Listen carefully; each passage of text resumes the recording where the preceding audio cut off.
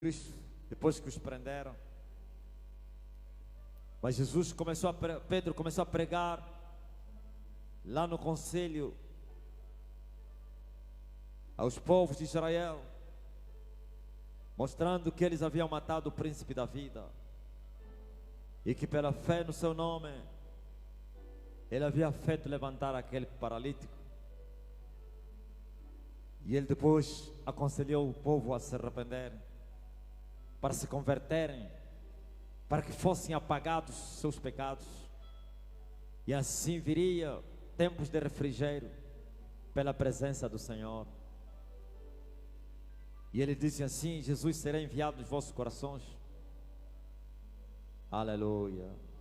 Aquele que antes já foi pregado.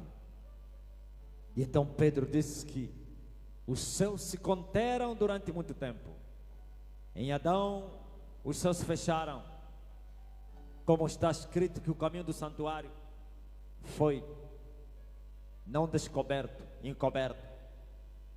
O caminho que dava acesso à árvore da vida foi fechado.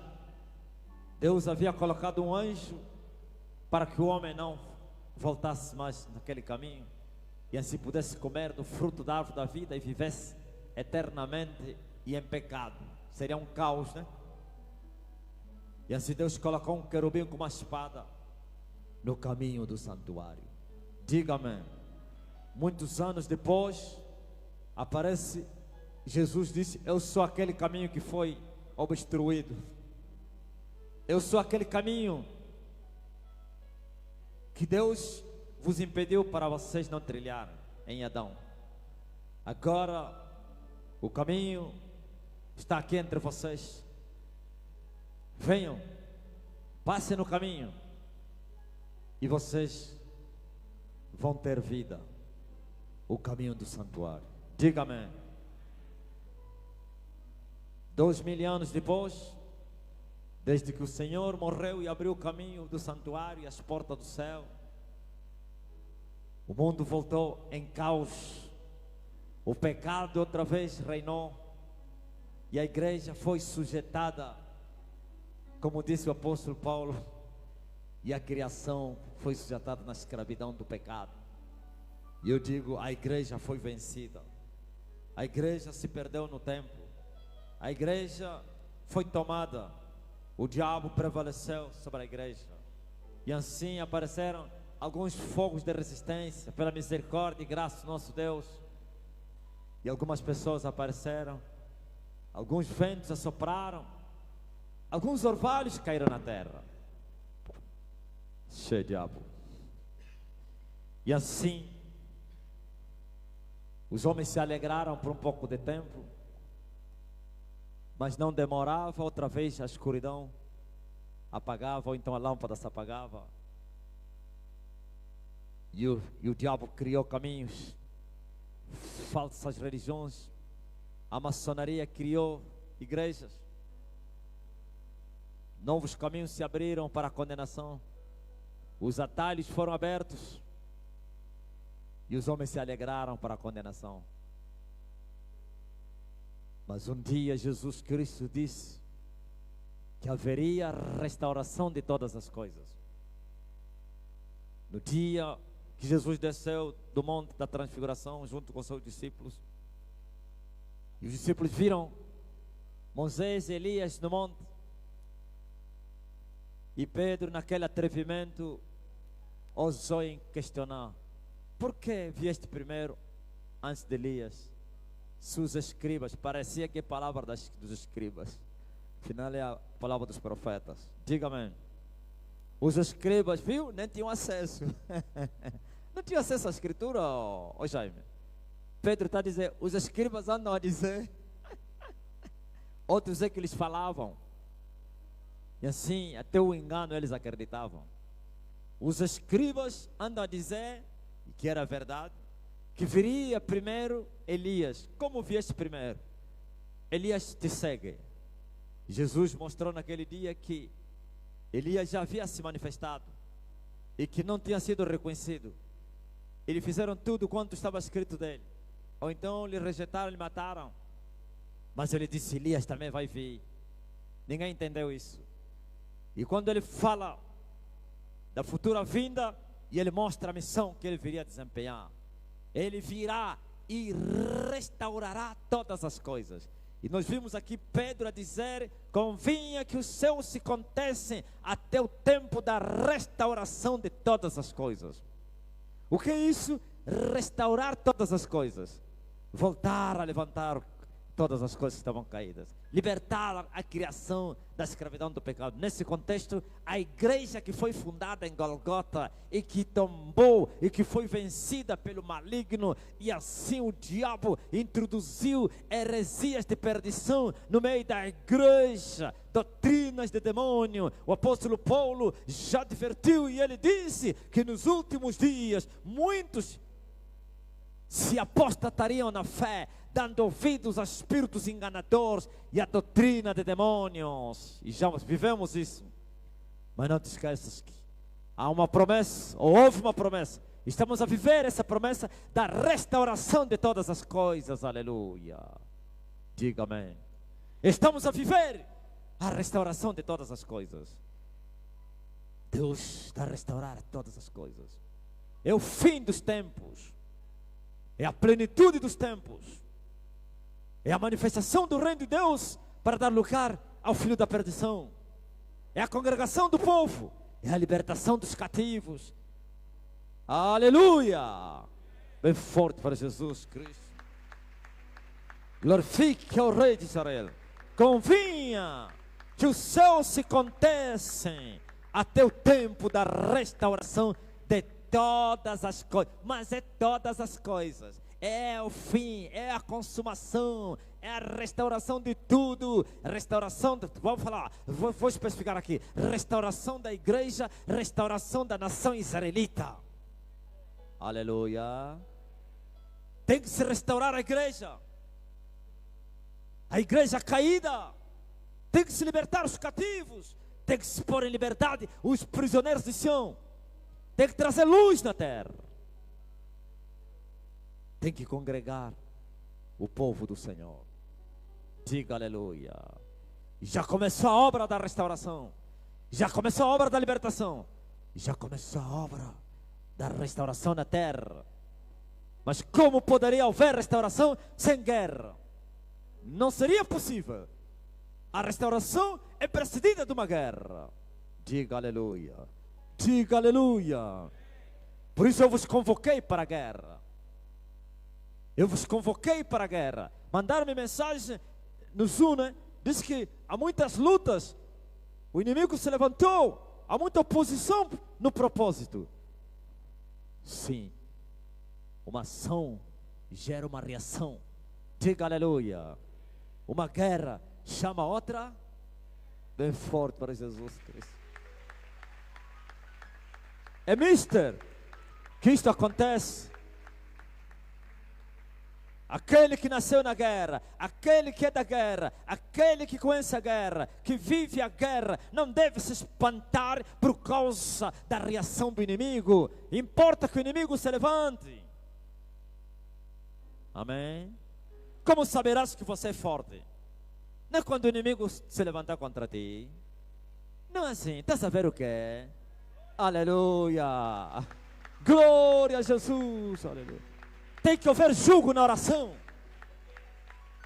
Como você vai orar mais se não houver jugo? É impossível. Tem que haver guerra para você fazer guerra. Tem que haver oposição para você se levantar. Já vos ensinei como romper o jugo. O jugo se rompe com a oração agonizante. Aleluia. Isto é, a jugo você deve continuar a orar contra a vontade da tua carne. Diga aleluia. Deve romper as barreiras com agonia. Não é desistir da oração por causa da agonia. Nunca desista.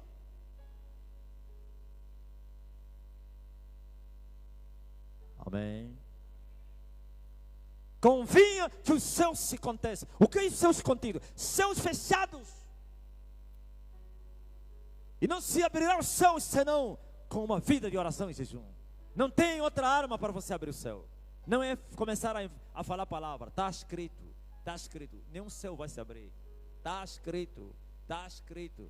Não é ler a Bíblia.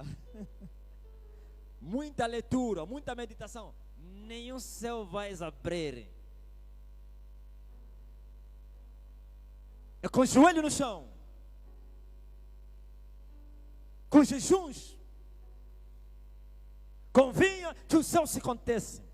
E o mundo estava na escravidão, a perdição era grande, os céus contidos, aqui embaixo é escravidão. O apóstolo Paulo diz que a criação foi sujeita na escravidão do pecado, não por causa dele que a criou, mas daquele a quem a sujeitou. E não vamos falar, Adão é o culpado. Adão já passou. Onde estão os heróis, os vitoriosos, os vencedores, os guerreiros para fazer o trabalho que Adão não fez? Adão morre pelos seus pecados.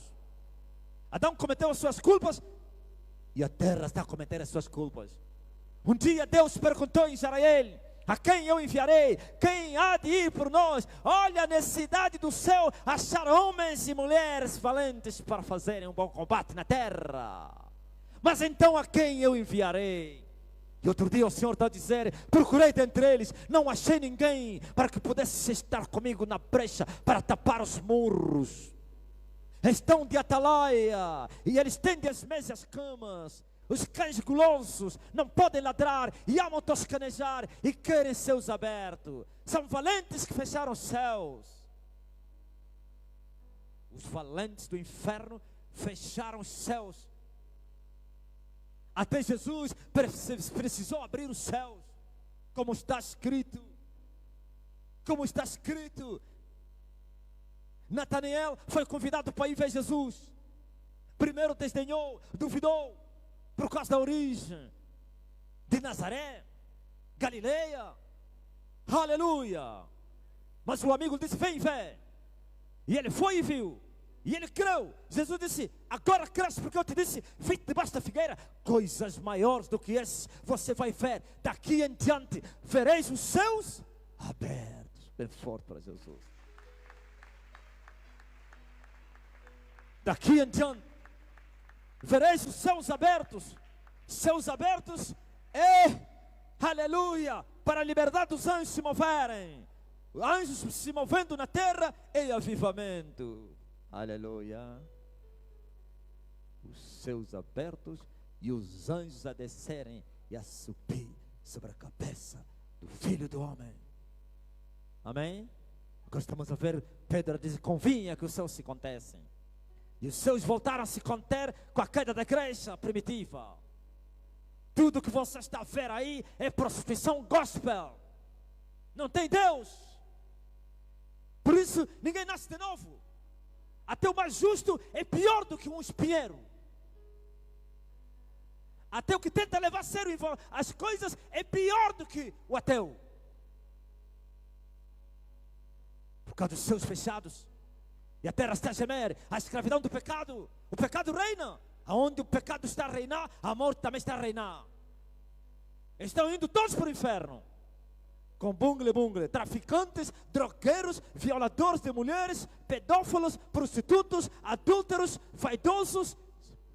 Falaremos de quê? Avarentos, comerciantes, cães gulosos, dorminhocos. E é preciso que, era necessário que se levantasse uma igreja viva para congregar o povo. Mas como poderia existir uma igreja viva se não houvesse vitória no campo da batalha? E como poderia existir vitória se não houvesse guerra? E como poderia haver guerra se não houvesse homens dispostos para se alistarem para a guerra? Aleluia. Bem forte para Jesus de Nazaré. Bem forte. Glorifica Jesus. Bem forte. Mais forte para o Filho de Deus. Mais forte. Mais forte. Aleluia. Estamos a viver o dia de abrir os céus. Os profetas, então Deus através do profeta Isaías disse que viriam dias que a terra estaria cheia da glória dele. Quando é que a terra ficou cheia da glória dele? Quando? Com certos gospels não tinha glória nenhuma. glória humana sim, que é perecível. Mas ele disse que a terra poderia ficar cheia da glória dele. Aleluia. Como é que a terra vai se encher da glória de Deus sem céus abertos? Por isso eu vos convoquei. Vocês não estão a começar a guerra. Vocês estão a entrar numa guerra que já existe há 19 anos. Bem forte para Jesus. Vocês são semelhantes à parábola de Jesus. Uns foram assalariados, aliás, recrutados na primeira hora, e outros na segunda, e outros na terceira, até na penúltima hora. Até na penúltima hora. Depois virá o salário para todos. E ninguém vai murmurar. Ninguém vai se queixar. Ah, nós trabalhamos mais do que eles. Estamos há muitos anos a trabalhar e eles só trabalharam uma hora. Senão ele vai responder: teu olho é mau porque eu sou bom. Aleluia. Bem forte para Jesus Cristo. Agora é verdade, tem que se respeitar a antiguidade. A antiguidade é um poço. Tem que se respeitar os anciãos. Amém? Tem que se respeitar os antigos. Porque o que eles já viram, você ainda não viu. O que eles passaram, você ainda não passou. Os que estão a vir também vão vos respeitar. Porque vocês estarão cheios de experiência. Aleluia. Fomos levantados para impactar esse mundo caído, desviado do cristianismo caído, da religião caída, do islamismo, do budismo, do catolicismo, do evangélico caído, corrupto, da mãe e das suas filhas. Ainda bem que eu matei as duas. Fala o contrário. No espírito eu acabei com eles. Estou a perseguir agora os maridos delas. Aleluia. Seus maridos vão dobrar joelho. Glória a Jesus. Então vai orar. Não dê descanso à tua alma, nem repouso às suas pálpebras. Essa é geração de oração, é geração de jejum, é geração de guerra, é geração dos valentes, é geração da chuva seródia, é geração dos céus abertos, é geração do avivamento, é geração das proezas, é geração do mover do Espírito. Vossos filhos e vossas filhas vão profetizar. Glória a Jesus. E eu vou derramar o meu Espírito sobre toda a carne. Aleluia. E eles estão frustrados e desesperados, sem argumentos para falar o que não é verdade. Isso começou há 19 anos. Há 19 anos, com todo tipo de oração e súplica no Espírito. E nós acreditamos que o que havia de vir, viria. E já veio. Bem forte para Jesus. Aleluia. Glória a Jesus. Ore.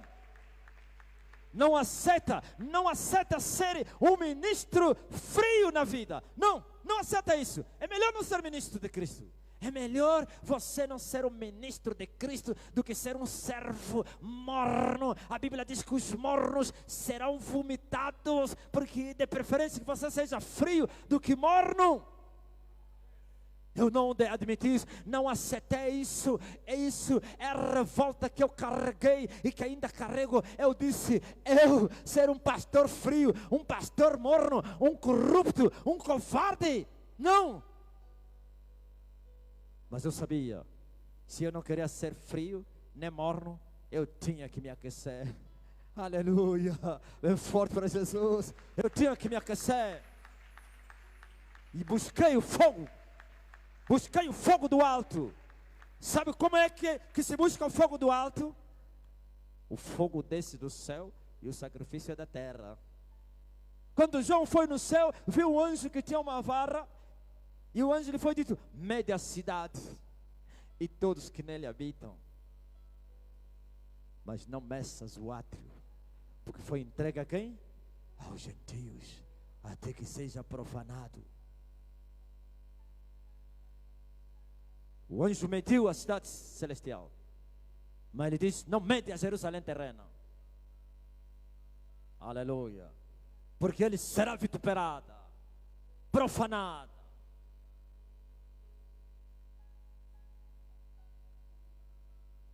Sacrifício se faz na terra,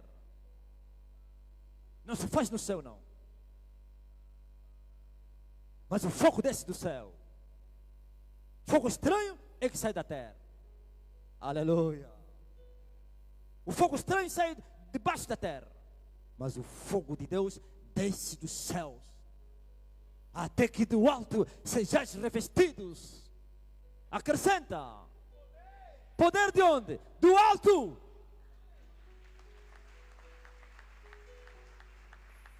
E como vai existir poder, como o fogo vai descer sem sacrifício?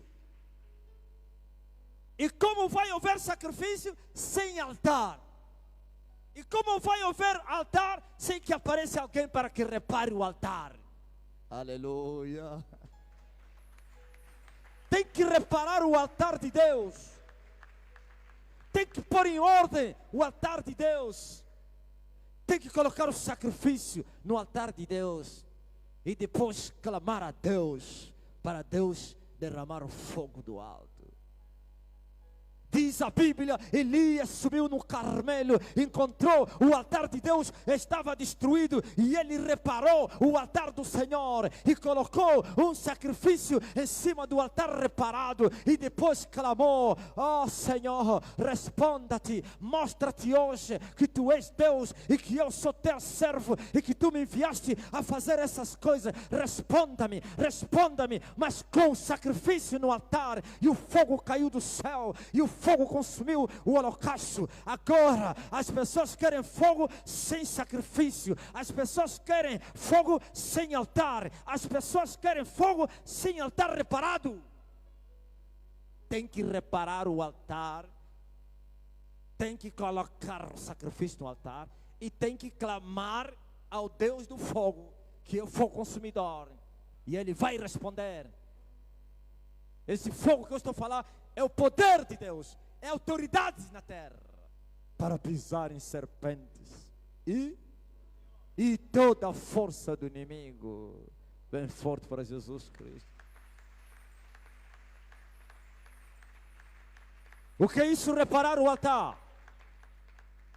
Ninguém pode entrar nessa guerra nos caminhos tortos. Não tentes, porque muitos estão presos por causa das aventuras. Eu conheço uns que estão presos. Aleluia. Tem que reparar o altar da tua vida.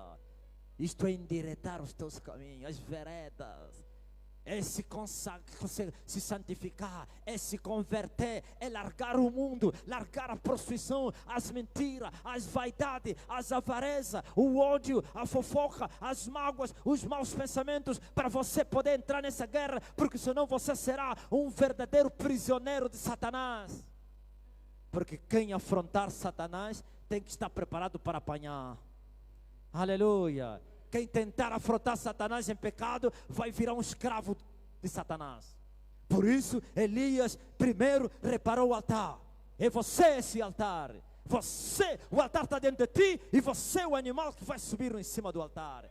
Tem que reparar o altar para você sacrificar. Muitos querem sacrificar com prostituição, com mentira, com ódio, com fofoca, e querem orar e querem jejuar.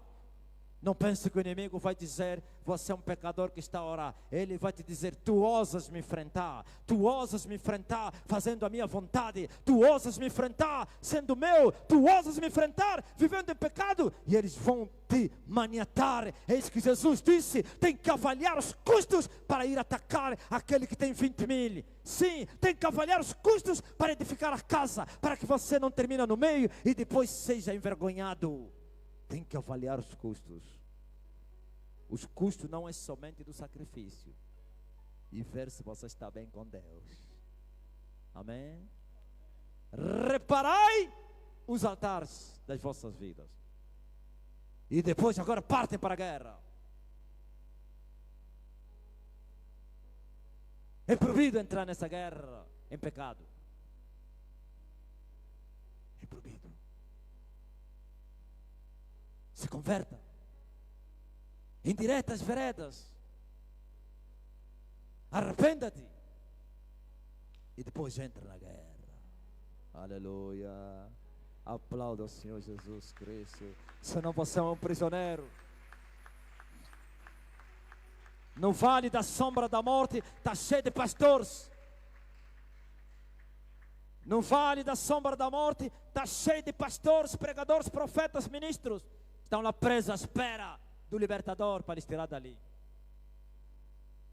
Está cheio de prisioneiros. Está cheio de cristãos. Por quê? Por causa do pecado. Agora que você endireitou o altar, sim, teu corpo deve ser apresentado como holocausto no altar de Deus. Como disse Paulo, apresenteis a Deus os vossos corpos como sacrifício vivo. E também que é santo. E será que é agradável a Deus? E Paulo disse, esse é o vosso culto racional. Amém. Bem forte para Jesus Cristo. E o fogo vai cair. A quem eu enviarei? Quem há de ir por nós? E o fogo vai cair. Deus esteve à procura. E ainda está à procura. Quem vai se alistar para o meu exército? Mas há condições para tal. E o apóstolo Paulo disse, todo aquele que luta, de tudo deve se abster. E eles querem lutar sem se absterem de tudo. E aqueles que são alistados para a guerra não devem se apressar com os negócios desta vida, porque senão não vão agradar aquele que os alistou. Tem que haver renúncia implacável, não impossível. Aleluia. Tem que renunciar ao mundo. Tem que renunciar à tua vida. Tem que aborrecer tudo e todos por amor à palavra. Tem que ser perseverante no caminho. Tem que ser insistente e defensor das tuas convicções. Os 7 bilhões podem falar o contrário. Eu preguei na live, eu disse, eu nunca vi alguém que recebeu o Espírito do Senhor e voltou para trás. Sabe, quando o Espírito do Senhor desce, esse homem está disposto a ser torturado por amor a Jesus. Esse homem está disposto a perder tudo por amor a Jesus.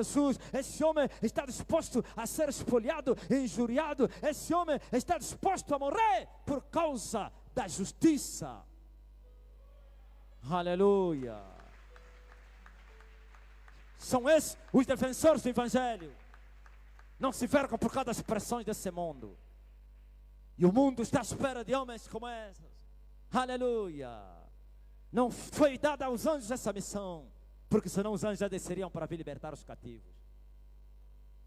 Homem com homem. Amém? Homem com homem. Aleluia. Aleluia.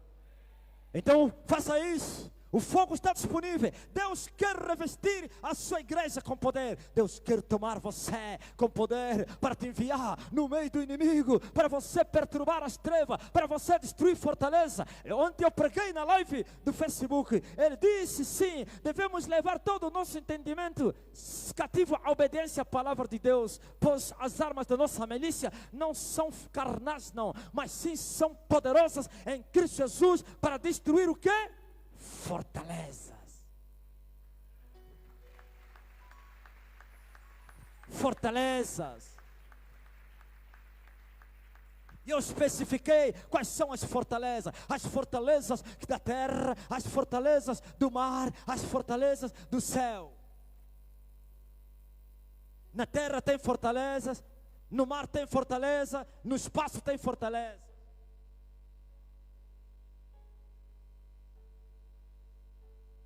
Tem cativos na terra, tem cativos no mar. Diga aleluia. Pastores cativos e querem libertar outros cativos. Não é possível. Não é possível.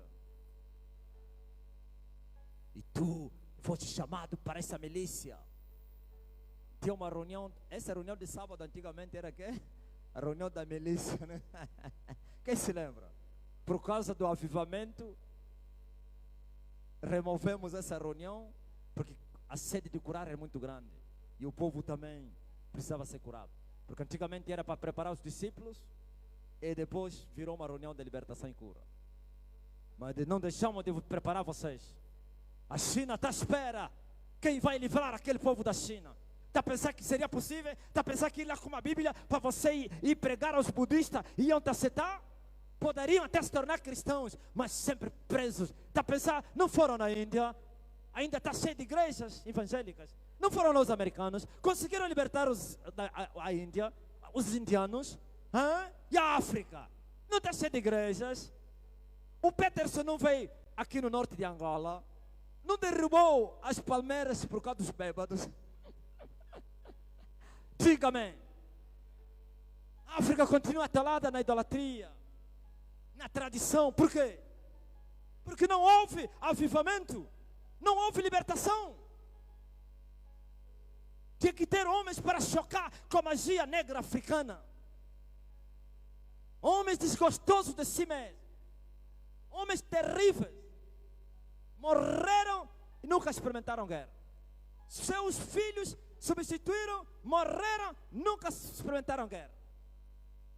Chamaram da igreja como seu galinheiro, como o quintal deles. E diziam, a igreja é nosso quintal, é nosso galinheiro, nossa capoeira. Quando nós queremos matar, vamos lá e matamos as galinhas. Tem festa no inferno, vai na igreja. Por quê? Porque não tem fogo. Eu disse, é melhor você ser um ímpio do que ser um crente vazio, do que ser um crente frio. Agora imagine se até crente é melhor ser um ímpio do que ser um crente frio. Agora imagine você, serva de Deus, ministro de Cristo. Melhor é você ficar lá no banco como um membro frio do que ser um pregador frio. Diga-me. Pregador frio vai pregar frio e vai gerar filhos chamado que frio ao quadrado. Diga aleluia. Amém? E depois serás instrumento de Satanás. E o diabo vai te usar para invejar aquele que está em chama.